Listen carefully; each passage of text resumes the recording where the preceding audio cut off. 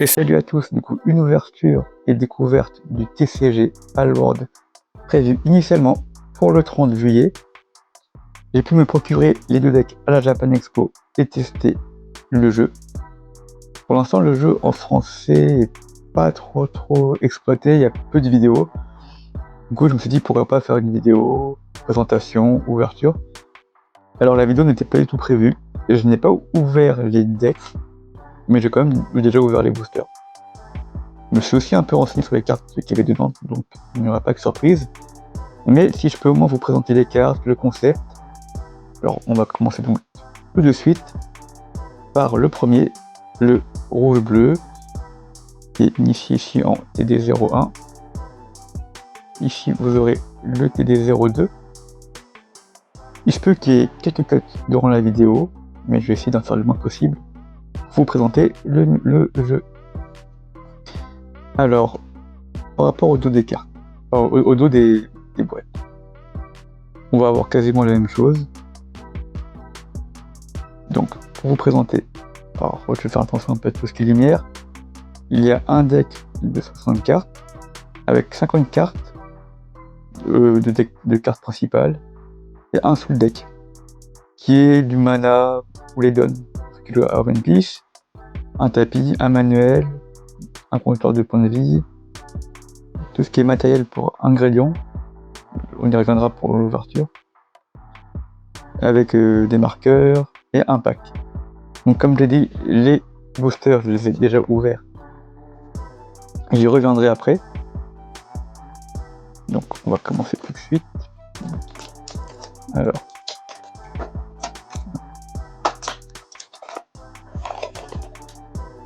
au niveau des cartes, hop,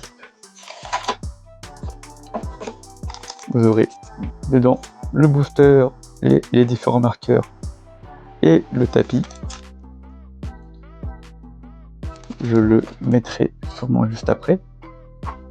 Et il y aura aussi le deck qui se présente comme ça. Alors, petite spécificité des decks rouge, bleu et vert, violet, c'est des cartes exclusives. Par rapport à d'autres TCG, c'est des cartes que vous ne trouverez pas dans l'extension principale.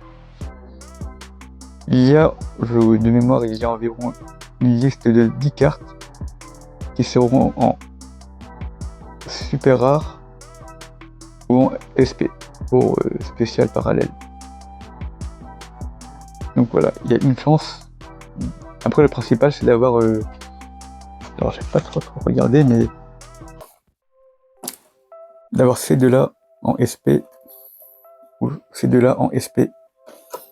SP on y reviendra, c'est l'équivalent à des alternatives niveau artwork. Et les SR sont plutôt des overframe, on va dire. Hop. Je vais aussi en profiter pour vous montrer un petit peu les mécaniques de jeu. Donc là on a Grisbolt avec son coup. J'ai plus le terme, mais c'est du sparking icône qui peut si vous la défaussez au-dessus de votre deck lors de l'attaque, vous permettre d'éviter de prendre des dommages. Pour l'aspect un peu limité entre cartes puissantes et protection, on ne peut avoir que 8 cartes dans le deck avec cette icône. Le type de la carte, donc pâle, l'outil pâle, ou ça peut être normal pâle. Et après ça va être tout ce qui est sous-type, adjectif, la zone à effet, la description, après avoir pour faire le focus. Ici vous aurez le numéro, pas tout se lancer. Vous avez ici la rareté, le numéro de l'extension, la puissance, qui sert aussi de point de vie, et le strike, qui indique combien de dégâts inflige le pâle à l'adversaire. Joktolt. On va aller assez rapidement sur les effets de cartes. Kelpfinist. Alors je sais pas du tout comment est placée la carte super rare ou parallèle, donc c'est un peu une découverte aussi. L'intérêt de Fox Park, ça je n'ai pas trop parlé sur la carte, c'est une carte que vous allez pouvoir défausser pour vous protéger éventuellement d'une attaque. En la défaussant depuis votre main, ça rajoute un petit côté surprise et Arsox, qui lui, quand il est déployé, il génère 2 de bois. Donc on revient un peu à ce qu'on disait plus tôt. Il y a la ressource bois, la ressource nourriture, et ça c'est plus un marqueur de points de vie. Donc du matériel qui va servir par exemple à déployer des effets, activer des effets. Un deuxième Arsox. Ozandalux.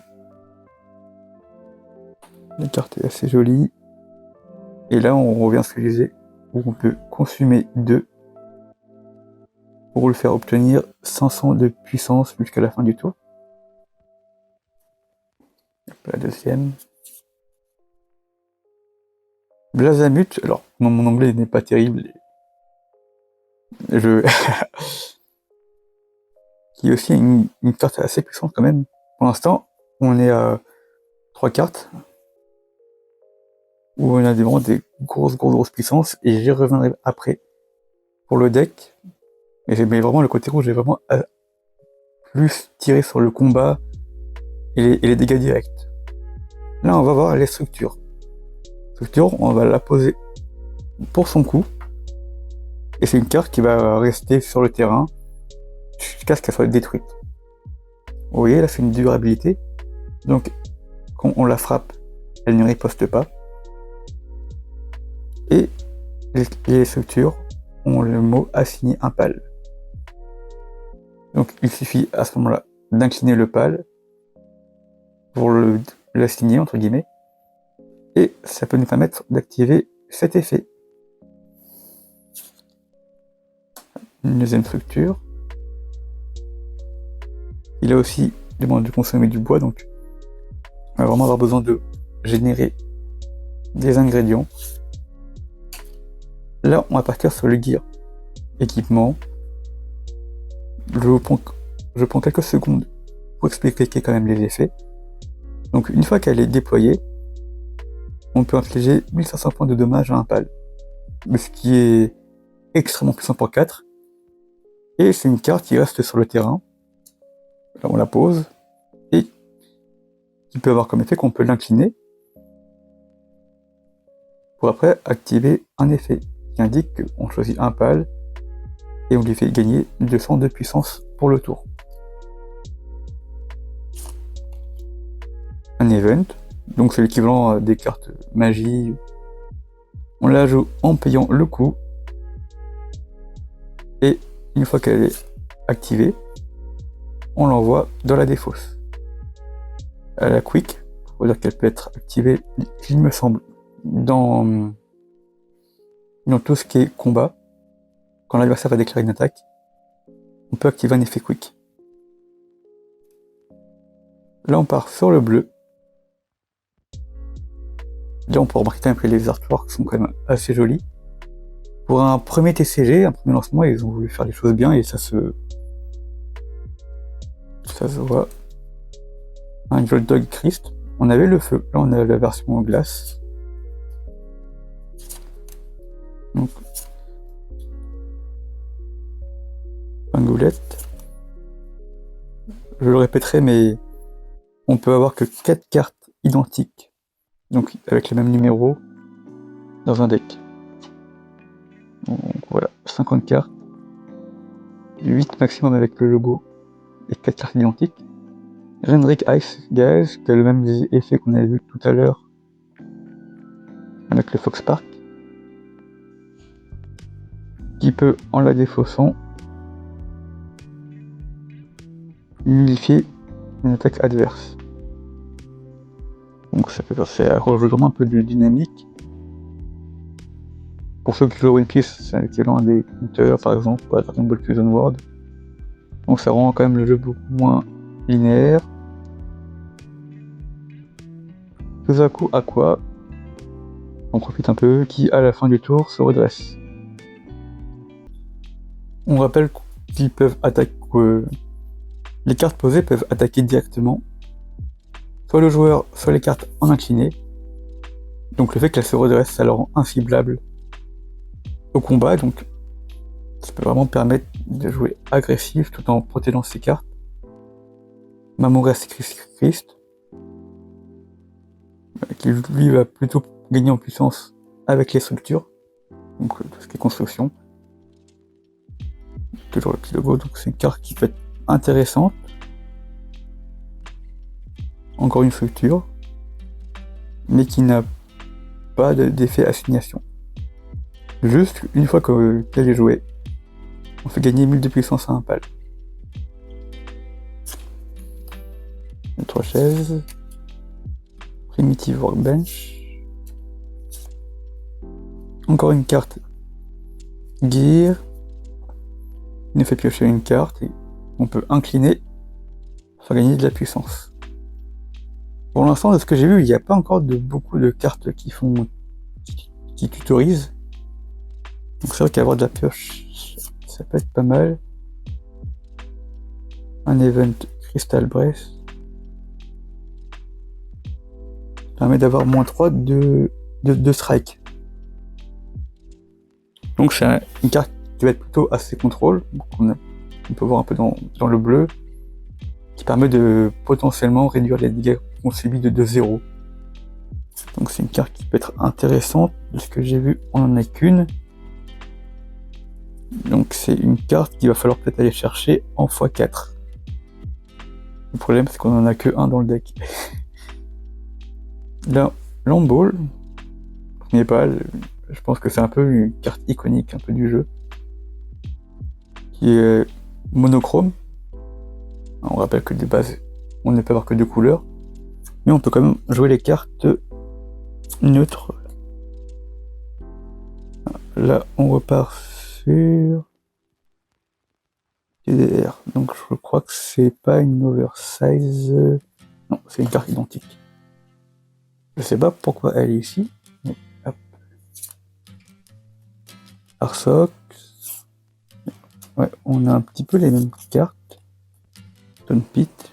Alors c'est peut-être du side deck. Pour les pimper, c'est vrai qu'on a un petit peu les mêmes cartes, j'ai l'impression. Ils nous ont mis les mêmes cartes. Je vais faire attention au A. Donc c'est ma TSR. Voilà. Ah, je vais redire ce que j'ai dit, il y en a donc 2. Donc c'est intéressant du coup. Et le compteur de points de vie et le compteur de matériel et les cartes de mana. Alors, hop. On commence généralement avec 10 points de vie et le but c'est d'atteindre 0 pour battre l'adversaire.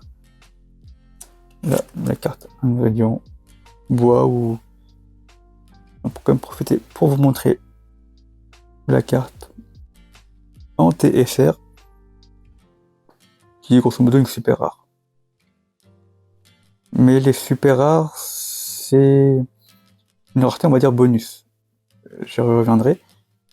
Je vais, pour vous comparer à la carte de base, on a vu qui est ici. Hop. Donc, hop. Là, vous pouvez voir un peu les 2 cartes. Et là, vous allez voir que la carte sort un peu du cadre. Et c'est la particularité des super rares. C'est le côté de sort du cadre. Je vais faire quand même une petite parenthèse pour vous montrer quand même les différentes raretés de base sur le booster. Donc ça indique bien rareté de base. Commune, unco, rare, double rare. Donc là après il y a les SR. Et je pense que sur un coin de la vidéo, je vais vous montrer les autres raretés au-dessus. Où il y a la over super rare. Où c'est une carte similaire avec un aspect vraiment full art. de la même illustration. Il y a aussi les SP pour Super Parallèle, qui là sont vraiment les belles cartes. C'est vraiment des cartes alt qu'on peut avoir potentiellement dans le deck d'essai. Et il y a les SSP pour Super Spécial Parallèle, où ça va être des cartes SP avec des motifs un petit peu dorés. Hop, j'ai profité du off pour mettre le tapis qu'on a eu juste avant. Comme on brief vite fait avec le full deck, donc les zones de mana, les règles, tout ce qui est deck, zone d'exil, et hop, la défausse. Hop. Donc ouais, le tapis est quand même vraiment sympa. C'est du tapis quand même cartonné, donc ce n'est pas forcément très esthétique. Mais hop. Hop. Le deck ici. On a exactement la même chose de ce côté-là. Donc hop. Je remonte un peu le deck. Qui va être plutôt beaucoup plus défensif que le premier deck, qui était beaucoup plus sur l'agressivité, le combat, et vaincre les pales adverses avant qu'ils se déploient. On va vraiment être plus sur un deck de contrôle et sur un deck beaucoup plus défensif. L'échelle. Donc on commence avec Osanda, une petite carte vanilla, Gumos. Et ce qui est assez sympathique, c'est qu'on retrouve vraiment les premières cartes du jeu quand on commence. Floppy, voilà, elle génère 2 de nourriture quand elle est invoquée. Dinosom, toujours l'effet d'interrupt pour se protéger d'une attaque. Là, on va vraiment être sur l'aspect défensif, donc alors je pourrais pas le dire, et qui dire Terra, qui elle a l'effet continu provocation, qui indique que tant qu'elle est sur le terrain, l'adversaire ne peut cibler que cette carte.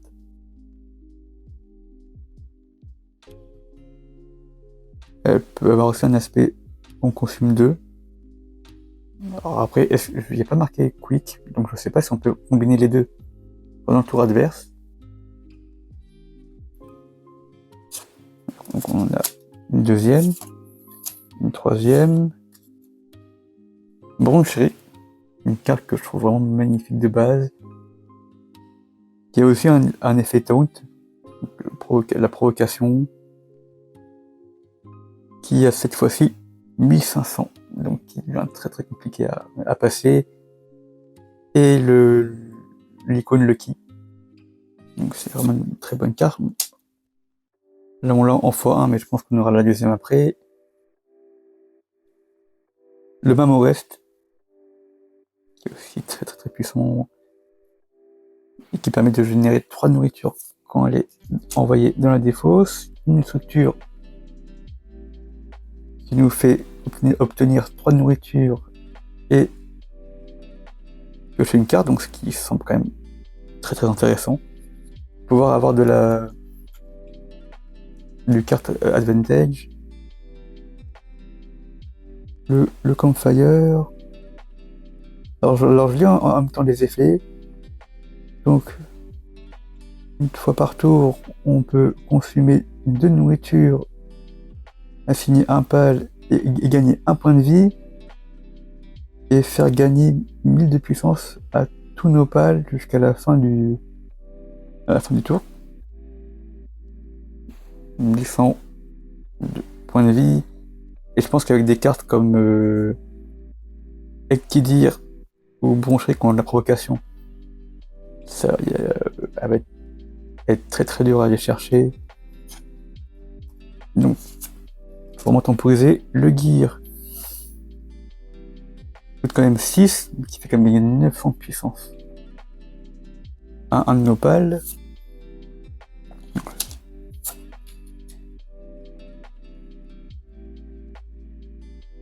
Un event Stone Blast Quick qui donne 500 de puissance jusqu'à la fin du tour.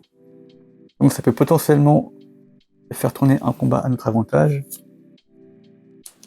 Donc ce qui est vraiment une très bonne carte. Astegon, une carte que je trouve magnifique, qui a un effet que j'ai lu l'effet, je suis amoureux de la carte. Quand elle est déployée, on choisit un pal et il perd 1000 de puissance. Alors par rapport à un événement, c'est sûr que il faudra potentiellement combattre la carte adverse. Donc on va faire deux actions. Et qui en plus, quand elle attaque, tous les pals avec 300 de puissance ou moins sont envoyés dans la défausse. Et ça inclut aussi nos pals. Donc si vous la jouez, pensez bien à attaquer avec vos pals les plus faibles avant de la faire attaquer. Ce qui est intéressant aussi, c'est que ça peut potentiellement mettre KO les petits pals adverses et éviter de tout ce qui est protection, blocage, etc. Car pour les fans de One Piece, toutes les cartes pâles ont l'effet bloqueur. C'est-à-dire qu'une carte qui est en actif, on peut l'incliner pour qu'elle prenne l'attaque. Donc, il y a un côté vraiment décisif entre est-ce que j'attaque ou est-ce que je garde mon actif pour défendre. Et c'est par exemple, pour un deck aussi défensif que vert, ça peut permettre aussi de protéger nos cartes avec provocation, si jamais elles sont sur le point de se faire détruire au combat. Outcrast, notre Outcrast. Lispunk, qui se combine bien par exemple avec l'Astegon, car quand elle est envoyée au cimetière, votre adversaire défausse une carte de sa main. Le Cognito, qui ne peut pas être bloqué quand elle frappe. Donc ce qui peut forcer l'adversaire du coup à aller la détruire, à aller la chercher. Elle est quand même assez fragile, hein, elle n'a que 300 pour 4. Donc c'est, par exemple, à titre de comparaison, une carte 2 a la même puissance.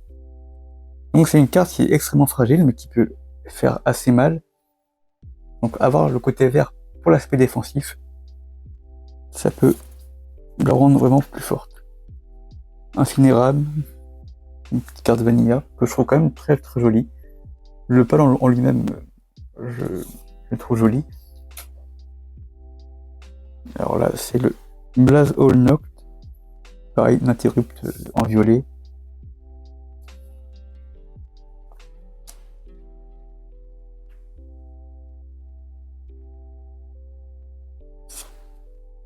Le Fillbat que je trouve très très fort. Fillbat, Life Stealer, voleur de vie, qui porte bien son nom. Imbloquable, qui nous fait gagner une vie. Alors elle est un peu plus longue à la faire sortir, mais quand on voit la différence de puissance, pour 3 de plus, elle a quand même plus 600, un strike en plus, et elle peut nous faire gagner de la vie. Et c'est que pareil, c'est une carte que l'adversaire va vouloir très très vite gérer, et qu'il faut potentiellement défendre avec tout ce qui est carte verte. C'est quand même d'arranger un petit peu parce que, hop, une structure ending trap, deuxième structure ending trap. Alors un équipement, le Cognito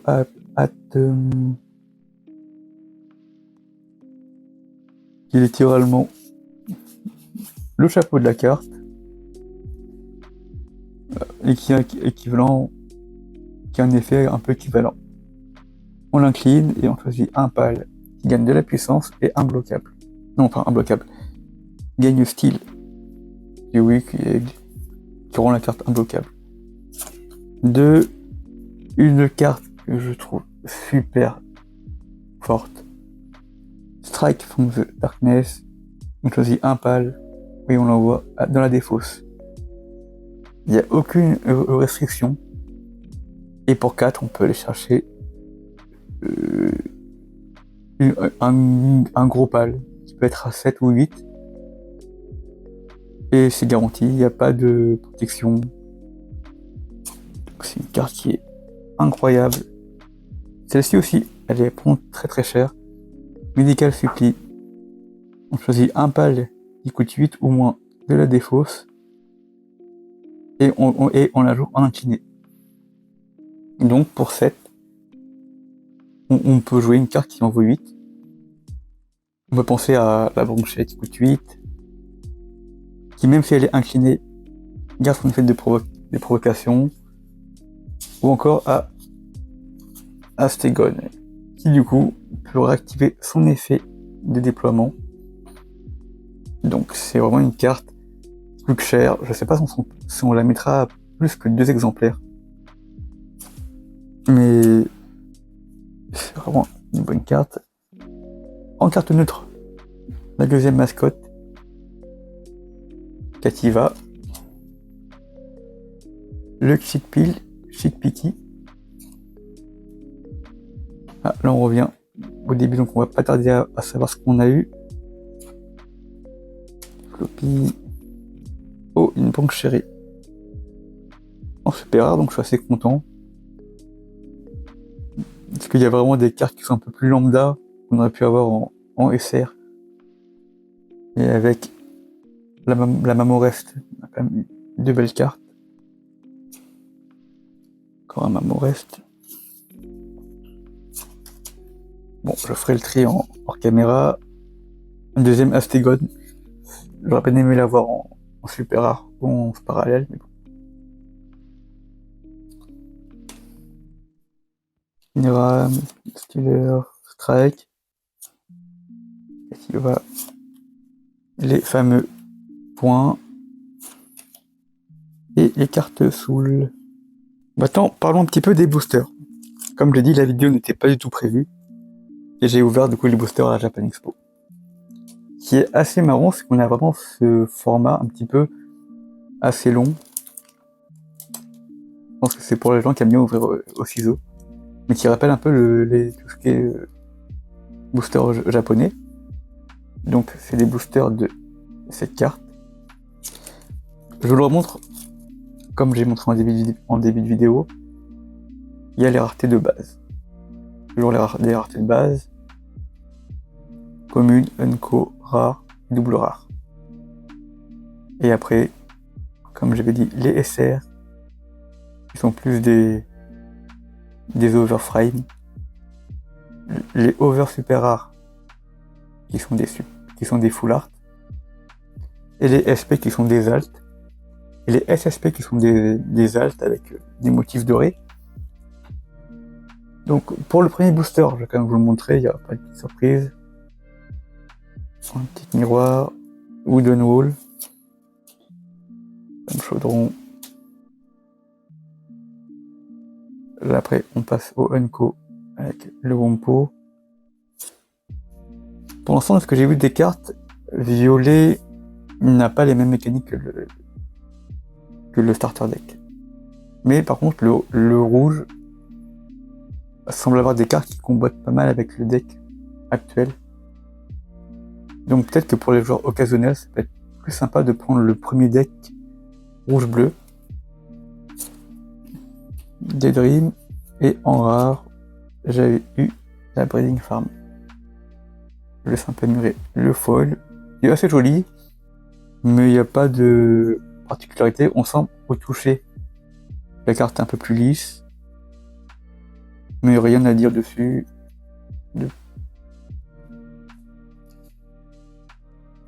Pour le deuxième booster, Lavender, Mammo Christ, Nox. Pareil, j'adore l'artwork. Donc la lune, la vue, l'angle. Depresso, Painting, qui a un effet où il y a marqué tous les pingouettes pâles, les vôtres, qui gagnent 500. Donc il y a peut-être moyen de faire un deck pingouin aggro. Vous avez dû l'avoir à la sleeve, j'ai eu une RR. Elzéphir, qui a un effet nocturnal. Et comme je disais, la mécanique violet dans le booster, c'est l'effet nuit. On va avoir des cartes qui vont dire qui vont mettre entre guillemets l'effet nuit sur votre terrain et activer des effets. Donc c'est pour ça que pour l'instant ça ne combine pas du tout avec le deck violet qu'on a actuellement dans le TD02. Mais à voir par la suite. Et j'ai eu du coup une deuxième rare, Bushi. Mais on peut voir qu'entre les RR et les R, c'est exactement les mêmes effets visuels, le même style. Donc un petit peu déçu. Mais ça reste quand même de jolies cartes. Le carton est quand même pas trop mal. J'ai vu d'autres TCG pire. Je pense que là on est sur peut-être du top 2, top 3. Si on n'inclut pas les cartes de Bandai, qui eux ont une très très grosse qualité de cartes. Et maintenant, je vais vous montrer rapidement le début d'une partie. Alors, avant de commencer, je vais juste sliver mes cartes, que ça reste important de sliver ces cartes, vraiment. Pour les gens qui ne sont pas habitués au TCG, je vous conseille de sliver vos cartes. Là, je vais mettre des sous-sleeves. C'est des sleeves qui sont un plus pour protéger. Et on peut rajouter par-dessus une sleeve pour les jouer. Ça permet vraiment de faire vraiment une bonne protection pour vos cartes.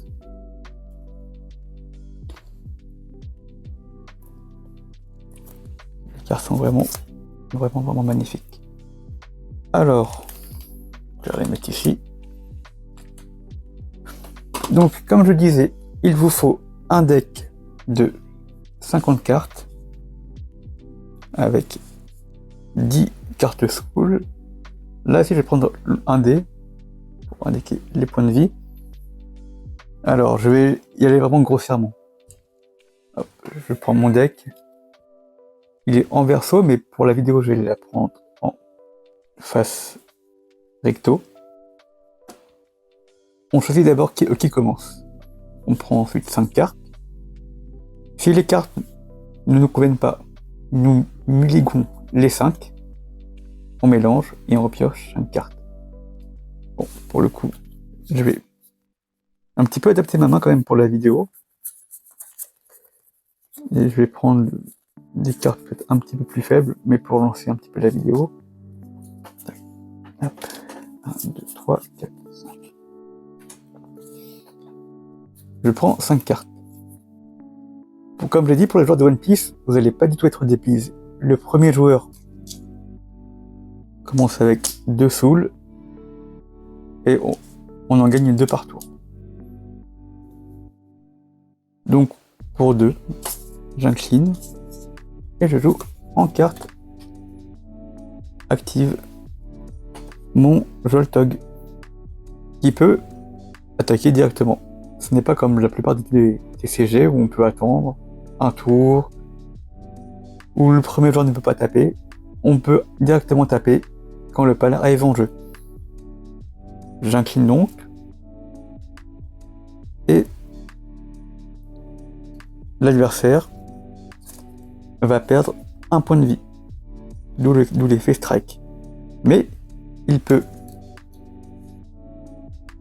défausse une carte de son deck, il peut potentiellement contrer l'attaque. Là, il n'y a pas l'icône Lucky, la carte va dans la défausse, et l'adversaire peut perdre un point de vie.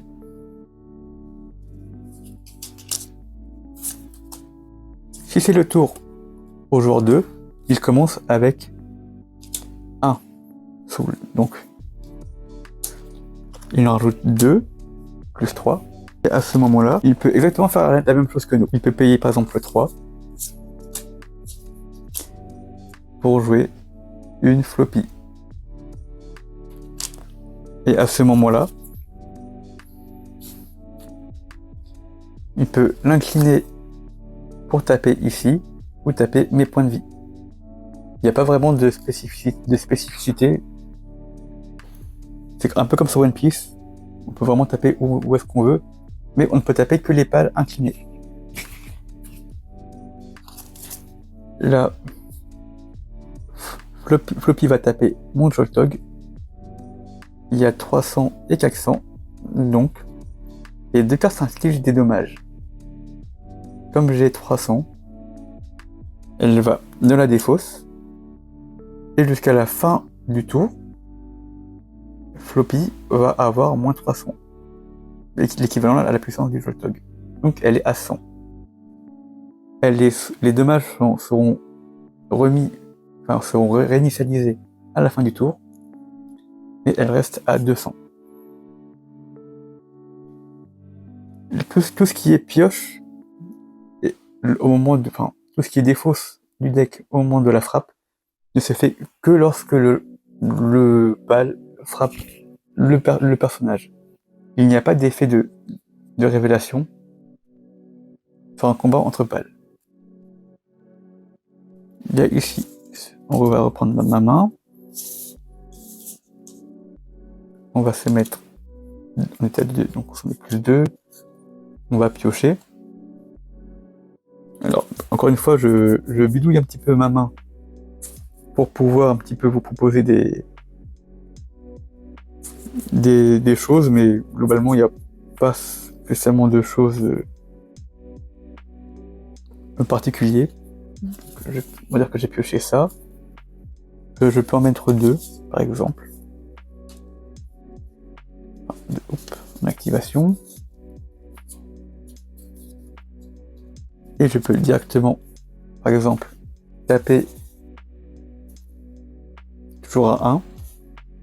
Et l'adversaire doit défausser, s'il veut, une carte. Mais par exemple, pour un Elfidron Aqua, qui est à 2, il peut défausser jusqu'à 2 cartes. Je vais encore vous montrer un exemple.